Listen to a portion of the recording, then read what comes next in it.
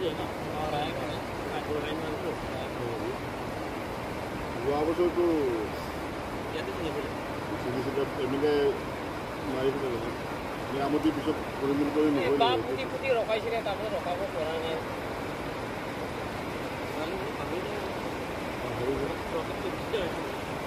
লগে লগে মনত পৰে আৰু এইটো মাৰি দিয়ে আপুনি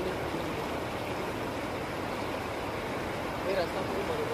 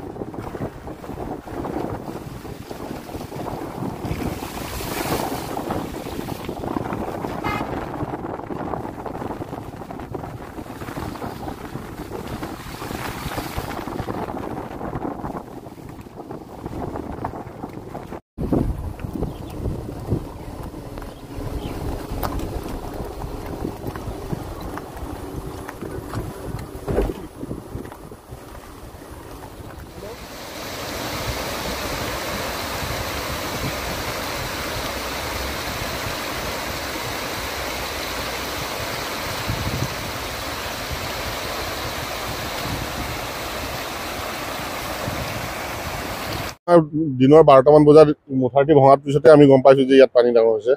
আৰু ঘূৰি ওলাই আহি চাইছোঁ যোৱা বছৰ কিছুমান পাৰ্কৰ পাই এই বাঁহৰ ব্ৰুজ দিছিলে এই বাঁহৰ ব্ৰুজটো উঠাই লৈ আহিলে তাতে পেলালে তাৰপৰা এইটো ভাগি আহিছে পানীটো দেখিছোঁ এই আলিটো এতিয়া যদি ভাগে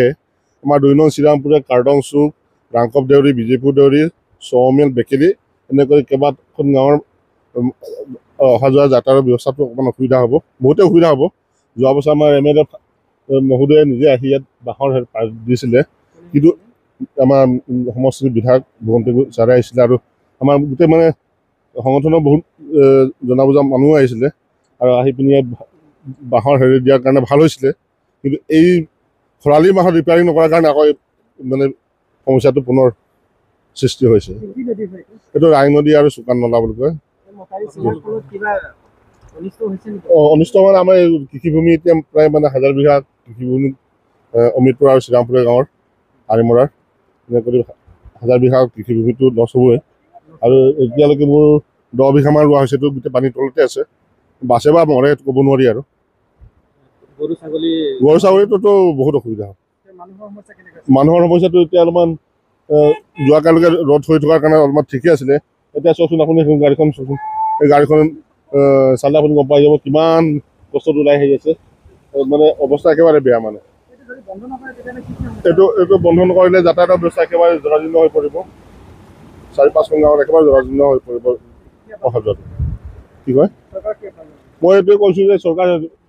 অতি সোনকালে কিবা এটা ব্যৱস্থা কৰি প্ৰশাসনৰ যোগেৰে অলপ সোনকালে অহাকালিৰ ভিতৰতে ব্যৱস্থা যদি কৰি দিয়ে তেনেহ'লে নিশ্চয় আলিখনো বাচিব সমাজখনো বাচিব যোৱাৰ বছৰৰ নিচিনা বাঁহৰ বান্ধ দি মেৰামতি কৰি দিলে মানে বাচি যাব এতিয়া আমাৰ 100 মিটাৰমান হ'ব 100 মিটাৰ আৰু ছিঙি যোৱাৰ সম্ভাৱনা আছে আৰু অলপ ডাঙৰ হ'লে মানে আমাৰ ৰাস্তাটোও ভাগি যোৱাৰ চান্স আছে